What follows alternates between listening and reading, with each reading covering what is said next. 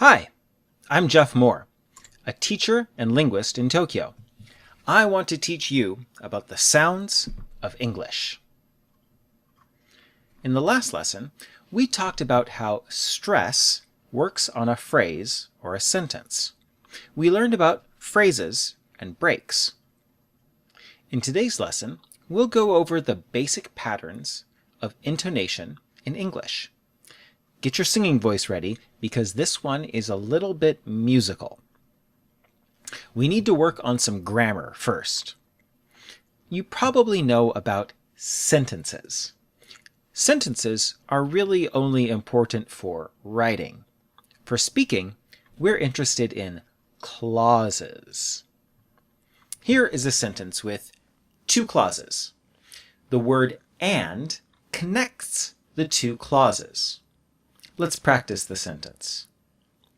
My sister is studying at school, and my brother is reading at home. Each clause has one word that has the most stress. Usually, it's the last content word in the clause, a noun, verb, adverb, or adjective. Look at this simple example. Peter is a noun, 名詞. It is the last content word in the clause, so usually it gets the strongest stress. We can move it if we want to. Sometimes we want to emphasize different things. If I want to say, いや、あいつじゃなくて彼, then I'll put stress on his. If I want to say, いや、パスワードじゃなくて名前, then I'll put stress on name. Like this. His name is Peter.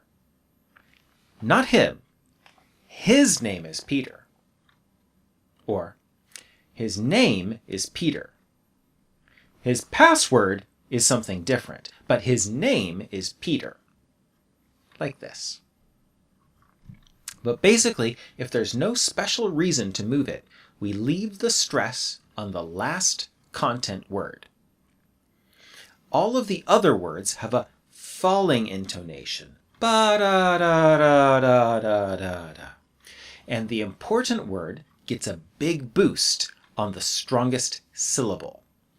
His name is Peter. His name is Peter. His name is Peter.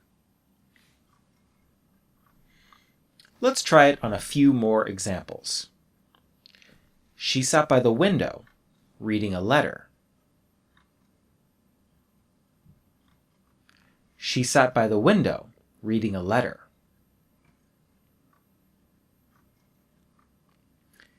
Tomorrow I'm going to study.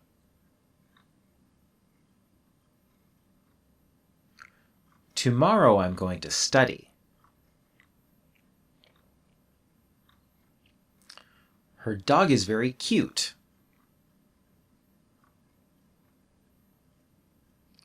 Her dog is very cute.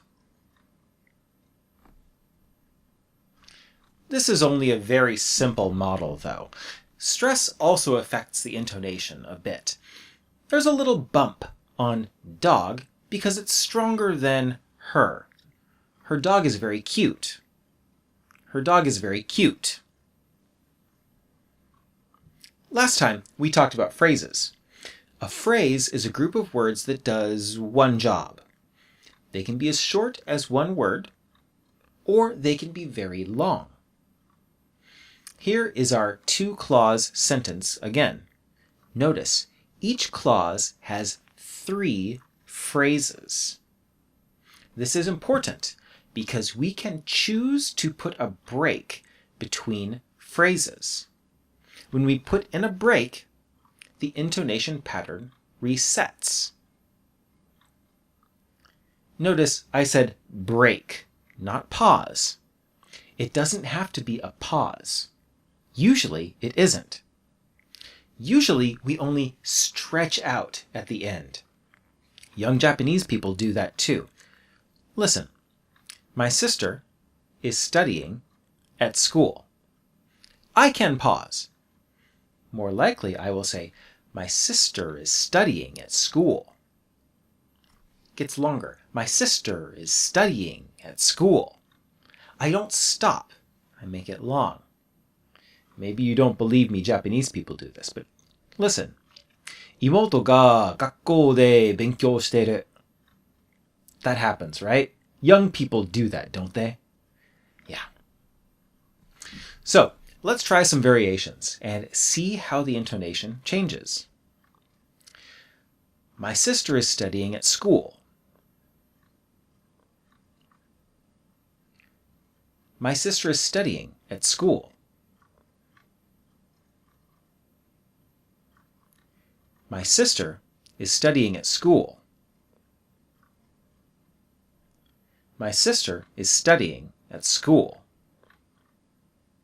They all have a little different feeling, right? Different emphasis, different rhythm, little different meaning too. Okay, in the next lesson, we'll look at some of the other patterns of intonation.